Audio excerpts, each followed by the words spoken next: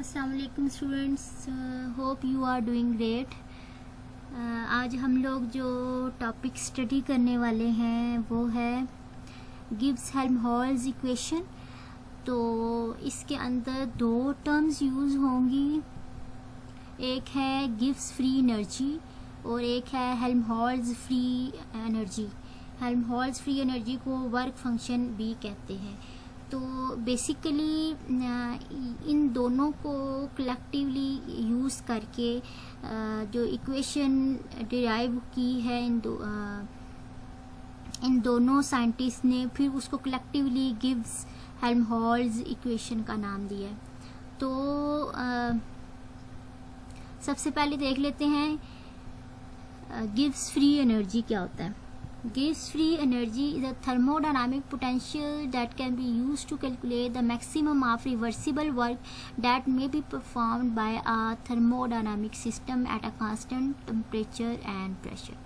Basically ये क्या है, ये थर्मोडायनामिक पोटेंशियल होता है जो कि वर्क डन, जो कि सिस्टम, एक थर्मोडायनामिक सिस्टम जो वर्क डन परफॉर्म करता है, उस वर्क डन को कैलकुलेट करने के लिए यूज़ होता है। ठीक है, गिब्स फ्री एनर्जी सिंपली क्या है, वर्क डन जो सिस्टम परफॉर्म करता है उसको कैलकुलेट करने के लिए यूज़ होता है। लेकिन वो वर्क डन कब हुआ हो, एट अ कांस्टेंट टेम्परेचर और प्रेशर। ठीक है, एट कांस्टेंट टेम्परेचर और प्रेशर वर्क जो थर्मोडायनामिक सिस्टम परफॉर्म करता है, उस वर्क डन को कैलकुलेट करने के लिए जो थर्मोडायनामिक टर्म यूज होती है उसको कहते हैं गिब्स फ्री एनर्जी। ठीक है, और ये जो गिब्स फ्री एनर्जी है उसके लिए जो सिस्टम यूज होता है वो क्लोज्ड सिस्टम होता है। एक चीज़ ये, अच्छा, इसकी जो इक्वेशन है, ये इक्वेशन जो है वो डिराइव्ड इक्वेशन है। ठीक है, इसको भी डिराइव किया जा सकता है, लेकिन आपके सिलेबस में नहीं है तो हम लोग जस्ट देख लेते हैं क्योंकि आगे फर्दर यूज़ होने वाली है। तो जी जो है वो G is equal to H minus T S. तो जी यहाँ पे है Gibbs free energy which is equal to H enthalpy minus T temperature into S होता है इंट्रोपी। इंट्रोपी हम लोगों ने भी स्टडी नहीं किया, हम लोग इसको आगे फर्दर डिटेल में स्टडी करने वाले हैं नेक्स्ट लेक्चर में। जनरल ओवरव्यू दे देती हूँ इंट्रोपी का कि इंट्रोपी क्या होती है। इंट्रोपी होती है किसी भी सिस्टम के अंदर रैंडमनेस क्रिएट हो जाना या फिर डिसऑर्डरनेस आ जाना, या एक रेगुलर सिस्टम जो है वो इरेगुलर अरेंजमेंट की तरफ चला जाए, तो हम कहते हैं कि इसके अंदर इंट्रोपी आ गई है। फॉर एग्जांपल, अब क्या है कि एक सिलेंडर के अंदर गैस मौजूद है। ठीक है, अब गैस के मॉलिक्यूल्स जो है अब उनकी मोशन जब टेम्परेचर नहीं है, ठीक है, जो है वो कोल्ड स्टेट में है, तो गैस के मॉलिक्यूल्स जो है उनकी मूवमेंट कम होगी और वो जो है वो एक थोड़ी बहुत जो है वो अरेंजमेंट कह लो, एक पर्टिकुलर जो है वो अरेंजमेंट में होंगे। ठीक है, या फिर गैस के मॉलिक्यूल्स ऐसा अरेंजमेंट तो शो नहीं करते। हम लिक्विड की एग्जांपल ले लेते हैं। फॉर एग्जांपल लिक्विड के मॉलिक्यूल्स हैं, एक सिलेंडर के अंदर मौजूद है। ठीक है, और जो वो जब एट रेस्ट में है, थोड़ी बहुत जो है उनकी उसके मॉलिक्यूल्स के अंदर रेगुलरिटी है, ऑर्डर है। ठीक है, लेकिन हम लोगों ने क्या किया, जो ही उसको हीट किया, हीट करने से उसके जो मॉलिक्यूल्स है वो हीट लेकर, एनर्जी लेकर उनकी जो मॉलिक्यूल्स की काइनेटिक एनर्जी है वो ज़्यादा हो जाएगी, जिसकी वजह से उसके मॉलिक्यूल्स जो हैं वो रैंडमली इधर उधर मूव करना शुरू हो जाएंगे। ठीक है, तो जो उसकी पहले वाली अरेंजमेंट थी, उस हीट की वजह से वो अरेंजमेंट उन मॉलिक्यूल्स की डिस्टर्ब हो गई। कुछ जो है वो इरेगुलर मूव कर रहे हैं, कुछ जो है वो बहरात की सूरत में जो है वो वेपर बन के उड़ रहे हैं। तो अब क्या हुआ, जो पहले की निस्बत, पहले जो थोड़ी बहुत रेगुलरिटी थी, अब टेम्परेचर प्रोवाइड करने के बाद उसके अंदर थोड़ी सी क्या कह लो कि मॉलिक्यूल्स में रैंडमनेस आ गई, वो हैफाजर्डली मूव करना शुरू हो गए और इसमें रैंडमनेस आ गई, उसका में डिसऑर्डरनेस आ गई, उसमें इरेगुलरिटी आ गई। तो ये ऑर्डर से डिसऑर्डर फॉर्म में जो ये सिस्टम कन्वर्ट हुआ है इसको कहते हैं इंट्रोपी। ठीक है, सिंपली इंट्रोपी क्या है? डिसऑर्डरनेस, रैंडमनेस, इरेगुलरिटी को इंट्रोपी कहते हैं, सिंपल। ठीक हो गया। अच्छा, नेक्स्ट है हेल्महोल्ट्ज फ्री एनर्जी, इसको वर्क फंक्शन भी कहते हैं। ये सेम, इसकी डेफिनेशन सेम ऐसी ही है। ये भी सिंपली जो सिस्टम वर्क डन परफॉर्म करता है उसको कैलकुलेट करने के लिए ही यूज़ होता है। बस दोनों में फ़र्क क्या है कि ये सिस्टम जो है वो जो वर्क डन करता है वो एट अ कांस्टेंट टेम्परेचर और प्रेशर होता है, लेकिन हेल्महोल्ट्ज फ्री इक्वेशन के केस में जो सिस्टम वर्क डन करता है वो एट अ कांस्टेंट टेम्परेचर और वॉल्यूम होता है। वहाँ पे क्या? प्रेशर, यहाँ पे वॉल्यूम। ऑब्वियसली जब टेम्परेचर और प्रेशर को कांस्टेंट रख के जो वैल्यू डिराइव की गई वो ये आती है, और अगर सिर्फ वॉल्यूम को रख के डिराइव की जाए तो इक्वेशन चेंज हो गया। यहाँ पे ए क्या है? ए वर्क फंक्शन या Helmholtz free equation which is equal to E minus T S. अब वहाँ पे इंथैल्पी है और यहाँ पे ई जो है इंटरनल एनर्जी। अच्छा, अब आते हैं अपने मेन टॉपिक की तरफ। हमारा जो मेन टॉपिक है वो है गिब्स हेल्महोल्ट्ज इक्वेशन। इस इक्वेशन को डिराइव करने के लिए दो मेथड हैं। एक इक्वेशन जो है वो उसको कहते हैं in term of free energy and enthalpy.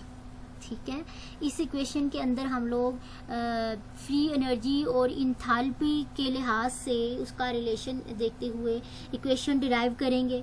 ठीक है, और जो दूसरा केस है, दूसरे केस के अंदर हम लोग in term of internal energy and work function, इस केस में हम लोग इंटरनल एनर्जी और वर्क फंक्शन के रिलेशन को देखते हुए हम लोग जो इक्वेशन को डिराइव करेंगे। अच्छा, पहला देख लेते हैं in term of free energy and enthalpy. इस केस में क्या है? एज वी ऑलरेडी नो, ये इक्वेशन जो है वो डिराइव्ड है gives free energy is equal to D G, change in gives energy in equal to we D P. अब डी पी है, डी डेल्टा को भी रिप्रेजेंट करता है, ये डी डिफरेंशिएशन को भी रिप्रेजेंट करता है। डिफरेंशिएशन आप लोगों को बताया था, एक मेथड है, मैथमेटिकल एक टर्म है जो कि यूज़ होती है, लेकिन केमिस्ट्री की ज़बान में या फिज़िक्स की ज़बान में डी को चेंज भी कहते हैं कि जो भी चीज़, जो भी जिस भी पैरामीटर के अंदर या जो वेरिएबल प्रॉपर्टी हो जो चेंज होने की टेंडेंसी रखती हो उसको डेल्टा से रिप्रेजेंट करते हैं। तो we delta P minus S D T. ठीक है, और हम लोगों ने देखा था कि जो गिव्स फ्री एनर्जी है उसमें टेम्परेचर और प्रेशर कांस्टेंट होता है। तो अब ये हम लोग जो स्टडी कर रहे हैं वो गिव्स फ्री एनर्जी के लिहाज से है, तो उसमें अगर हम लोग प्रेशर कांस्टेंट रखते हैं तो ये ऊपर वाली इक्वेशन में ये टर्म ज़ीरो हो जाएगी, तो ये बाकी D G will become equal to minus S D T. S यहाँ पे इंट्रोपी है, ठीक है, सिस्टम की इंट्रोपी, और D T delta T temperature. अब आप लोगों को मैंने एक चीज़ बताई थी स्टार्टिंग में, इस चैप्टर के स्टार्टिंग में, स्टेट फंक्शन। ठीक है, तो हम लोग कहा था ऐसी स्टेट फंक्शन ऐसा सिस्टम या ऐसे फंक्शन या ऐसे चीज़ जो कि जिसमें कि कोई ना कोई इनिशियल या फाइनल वैल्यू हो, एक चीज़। दूसरा चीज़ जो है वो जो कि इनिशियली जो मेथड यूज़ होता है उसको डिटरमाइन करने के लिए, कैलकुलेट करने के लिए, वो उसके ऊपर डिपेंड ना करती हो। जब जिस चीज़ के अंदर ये दोनों प्रॉपर्टीज़ हो उसको कहते हैं स्टेट फंक्शन। तो अब यहाँ पे जो भी चीज़ डेल्टा की फॉर्म में आएगी वो स्टेट फंक्शन है। ठीक है, यहाँ पे पी स्टेट फंक्शन है, डेल्टा जी स्टेट फंक्शन है, और जो डेल्टा टी है वो भी स्टेट फंक्शन है, और एस भी स्टेट फंक्शन है। तो यहाँ पे क्या है कि अगर हम लोग जो ये पूरी की पूरी टर्म में मौजूद जो भी जो भी वैल्यू है, चाहे वो डेल्टा जी या एस या डेल्टा टी है, अगर उनको हम लोग इनिशियल या फाइनल टर्म में ले लें, फॉर एग्जांपल अब ये डेल्टा जी है, इनिशियली उसकी जो वैल्यू थी सिस्टम के अंदर वो जी1 थी, ठीक है, उस लिहाज से उससे सिस्टम की जो इंट्रॉपी थी इनिशियली वो S1 होगी, ठीक है, उसी टेम्परेचर पे। फिर आफ्टर सम टाइम जो उसकी में फाइनल स्टेट होगी, तो फाइनल स्टेट के लिहाज से जो G2 की वैल्यू थी वो हो गई जो G है वो G2 में कन्वर्ट हो जाएगा और S जो है वो S2 के अंदर, ठीक है। तो ये हो गया इनिशियल कंडीशन पे ये वाली वैल्यूज़, और ये फाइनल कंडीशन पे ये वाली वैल्यू है, फाइनल स्टेट में ये वाली वैल्यूज़, ठीक है। तो अगर हम लोग इन इनिशियल और फाइनल को एक दूसरे डिवाइड कर दें, ज़्यादातर केसेस में होता है कि फ़ाइनल में से इनिशियल निकालते हैं, तो फाइनल में से इनिशियल को अगर सब्सट्रैक्ट कर दो, subtracting one from two, then we get, ये उसने माइनस का से कर दिया एक दूसरे में से, तो delta G2 minus delta G1 is equal to minus, यहाँ उस माइनस का साइन कॉमन आ रहा था तो इसने माइनस कॉमन ले लिया, तो ये इक्वेशन बन गई S2 माइनस S1, और इसके अंदर डेल्टा T भी कॉमन था तो डेल्टा T इसने कॉमन ले लिया, ठीक है। अब क्या है कि जब भी बात ये डेल्टा फाइनल और इनिशियल की वैल्यू आए तो वैल्यू हो तो हम लोग उसको डेल्टा की फॉर्म में लिख सकते हैं। तो ये डी यहाँ पे मैंने आप लोगों को स्टार्टिंग में बताया था डिफरेंशिएशन को रिप्रेजेंट कर रहा है। तो ये जब इनिशियल फाइनल की हो तो इसका मतलब है जब भी किसी चीज़ में चेंज हो तो उसको हम लोग डेल्टा में रिप्रेजेंट करते हैं, तो ये डेल्टा जी हो गया। इसी तरह S2 माइनस S1 ये भी अगेन चेंज को रिप्रेजेंट कर रहा है, तो यहाँ पे डेल्टा S आ जाएगा, ठीक है। तो ये बन जाएगा minus delta S into delta dt।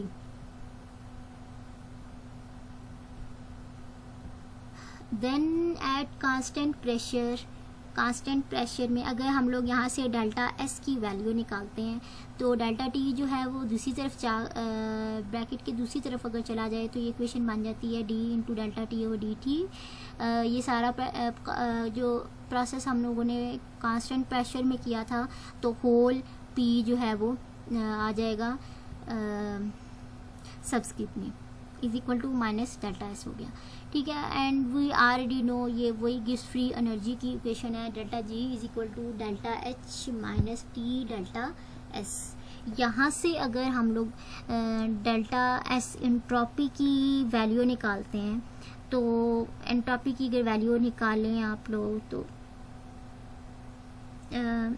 Delta H जो है वो इज इक्वल टू साइन के दूसरी तरफ जाके प्लस में माइनस में कन्वर्ट हो जाएगा, और ये जो है ना इसके मल्टीप्लाई हो रहा है तो दूसरी तरफ जाके डिवाइड हो जाएगा। तो ये इक्वेशन कुछ इस तरह से रीशेप हो जाएगी, ठीक है। अब हम लोगों ने यहाँ से भी डेल्टा S निकाल लिया है माइनस डेल्टा S, और यहाँ से भी माइनस डेल्टा S जो है वो हमारे पास था।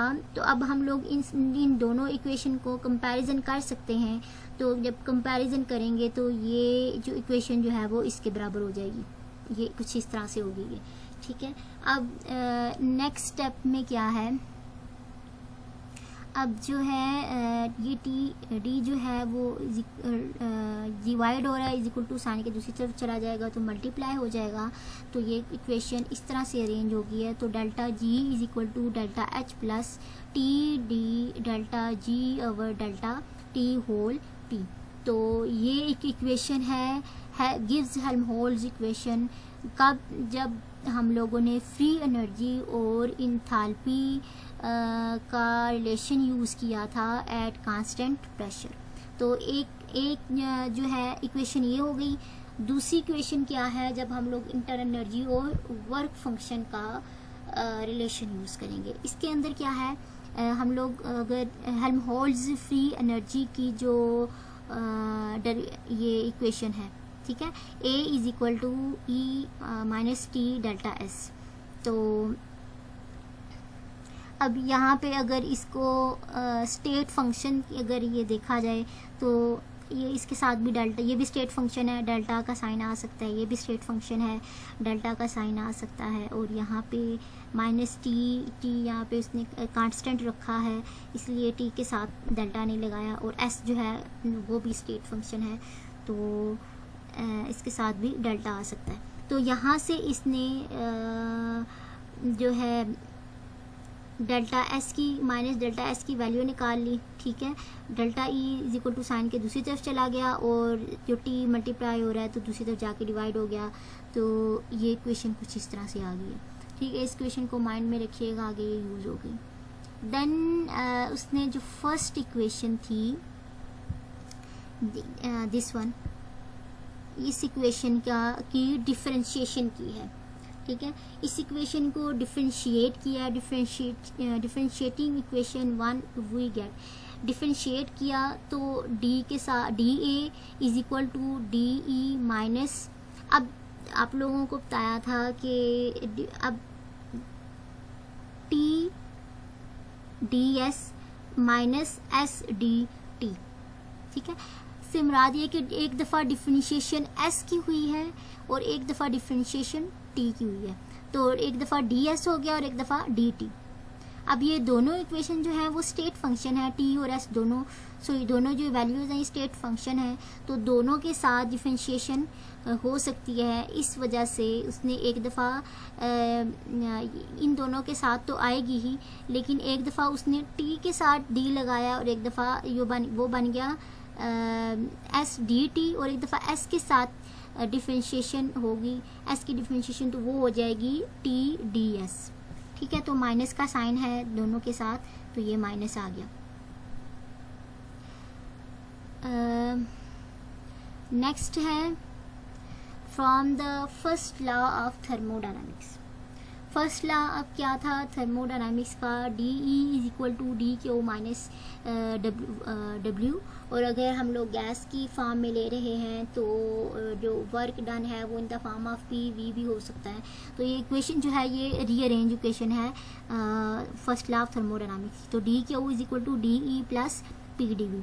तो अब हम लोग ने स्टार्टिंग में देखा था कि जब भी स्टेट फंक्शन या हम होल्स फ्री इक्वेशन की बात करते हैं तो हम लोग वॉल्यूम कांस्टेंट लेते हैं। तो आप यहाँ पे वॉल्यूम अगर कांस्टेंट लें तो जो डी क्यू है वो इक्वल हो जाएगा डी ई के, ठीक है। और फॉर अ रिवर्सिबल चेंज जो डी क्यू है ये एक और इक्वेशन है, जो डी क्यू है वो इक्वल होता है T D S minus D E के। इस इक्वेशन को यूज़ करते हुए इस इक्वेशन को और इस इक्वेशन को अगर हम लोग दोनों को कंपैरिजन करते हैं तो जो इक्वल जो चीज़ें हैं, फॉर एग्जांपल अगर इन दोनों का कंपैरिजन करेंगे तो टी डी एस और माइनस टी डी एस ये कैंसिल हो जाएगा, डेल्टा माइनस डी ई और डी ई ये दोनों कैंसिल हो जाएंगे। बाकी जो पीछे बचेगा वो है D A is equal to minus S D T और डी क्यू, ठीक है। जो डी क्यू है वो यहाँ पे डी ई के बराबर है। तो जब वॉल्यूम के अंदर चेंज ना आ रहा हो तो उस केस में जो डी ई है जो सिस्टम की अपनी इंटरनल एनर्जी है वो भी चेंज नहीं होती। तो जब डी ई जो है वो ज़ीरो हो जाएगा तो ऐसा डी क्यू भी ज़ीरो होगा। तो ये इक्वेशन जो है वो सॉल्व हो के कुछ इस तरह से आ जाएगी, D A is equal to minus S D T, ठीक है। अब जो इस इक्वेशन के ऊपर फाइनल और इनिशियल वैल्यूज अप्लाई हो रही हैं, ठीक है। तो ये जब इनिशियल स्टेट में ये इक्वेशन इस तरह से थी A1 और S1, और फाइनल स्टेट में ये इक्वेशन कुछ इस तरह से थी। ये इनिशियल एंड फाइनल टर्म्स इसके ऊपर अप्लाई करने के बाद इन दोनों को आपस में सब्सट्रैक्ट किया, ठीक है। जो फाइनल वाली वैल्यू है उसको सब्सट्रैक्ट किया इनिशियल वाली वैल्यू से, तो सब्सट्रैक्ट किया तो ये बन जाएगी D A two minus D A one is equal to, अब माइनस इन दोनों के केस में जब कॉमन लेंगे सब्सट्रैक्ट करेंगे तो माइनस इन दोनों में कॉमन आ जाएगा, तो ये कॉमन ले लिया। और यहाँ पे S2 माइनस S1 है और डी टी दोनों में कॉमन है तो डी टी यहाँ पे कॉमन हो गया, ठीक हो गया। अब जो अगेन स्टेट फंक्शन है, इनिशियल फाइनल वैल्यू है, तो A2 माइनस A1 को डेल्टा A लिख सकते हैं, इसी तरह S2 माइनस S1 को डेल्टा S लिख सकते हैं। ठीक है, यहाँ से अब ये करने के बाद यहाँ से माइनस डेल्टा एस निकालना है। सिंपली डेल्टा टी को मल्टीप्लाई हो रहा है दूसरी तरफ ले जाएंगे तो डेल्टा टी डिवाइड हो जाएगा, तो D into delta A over D T. हम लोगों ने स्टार्टिंग में देखा था कि हमने वॉल्यूम कांस्टेंट रखा है, तो होल वॉल्यूम आ जाएगा सबस्क्रिप्ट में is equal to minus delta S. ठीक हो गया। अब हमारे पास एक इक्वेशन ये आ गई डेल्टा एस की, ठीक है, और एक हमने बिल्कुल स्टार्टिंग में निकाली थी ये equation minus delta S is equal to delta A minus delta E over T, एक इक्वेशन ये निकाली थी। अब इन दोनों इक्वेशंस को कंपेयर करना है। ठीक हो गया। अब एक इक्वेशन, अच्छा यहाँ पे उसने यही इक्वेशन लिखी हुई है जो ऊपर हम लोगों ने डिराइव की थी, इसने दोबारा यहाँ पे मेंशन की हुई है। तो अब एक इक्वेशन ये हो गई, एक इक्वेशन ये हो गई। अब इन दोनों को जब कंपेयर करेंगे तो ये एक दूसरे के बिल्कुल इक्वल आ जाएंगी। ठीक है, इक्वल आएंगी तो यहाँ पे टी मल्टीप्लाई हो रहा है, दूसरी तरफ जाके डिवाइड हो जाएगा, तो ये इक्वेशन बन जाएगी delta A is equal to delta E plus T D delta A over D T का जब होल v जो है वो कांस्टेंट था। अब ये देखो, अगर यहाँ पे वर्क फंक्शन कई टर्म आ रही है तो ये वो गिव्स हेल्महोल्ट्ज़ इक्वेशन है जिसके अंदर internal energy plus work function के रिलेशन को यूज़ करके कैलकुलेट की गई है। तो ये दो गिव्स एनर्जी की इक्वेशंस हैं, एक में इंटरनल एनर्जी के साथ साथ वर्क फंक्शन यूज़ हो रहा है, और जो बिल्कुल स्टार्टिंग में हम लोगों ने देखी थी उसमें वर्क एनर्जी के साथ साथ इंथैल्पी का रिलेशन आ रहा है टीचिंग। अच्छा, अब ये यूज़ किस पर्पज़ के लिए होती है? It is use to calculate the heat of reaction. Actually जो है ये कोई भी फिज़िकल, जो ऊपर स्टार्टिंग वाली है वो कोई भी फिज़िकल या केमिकल रिएक्शन कोई भी हो उसको अंडरस्टैंड करने के लिए, उसमें को जो अंदर हीट ऑफ रिएक्शन है उसको कैलकुलेट करने के लिए यूज़ होती है ये दोनों की दोनों इक्वेशंस। तो इसकी इम्पोर्टेंस जो है बस यही है कि ये फिज़िकल और केमिकल प्रॉपर्टीज़ को अंडरस्टैंड करने के लिए यूज़ होती हैं किसी भी रिएक्शन की, या फिर जो है ये किसी भी रिएक्शन की हीट को जब वो चाहे वो डेल्टा एच की फॉर्म में हो या डेल्टा ई की फॉर्म में हो, तो वो उन दोनों को कैलकुलेट करने के लिए यूज़ होती है। आज के लिए इतना ही।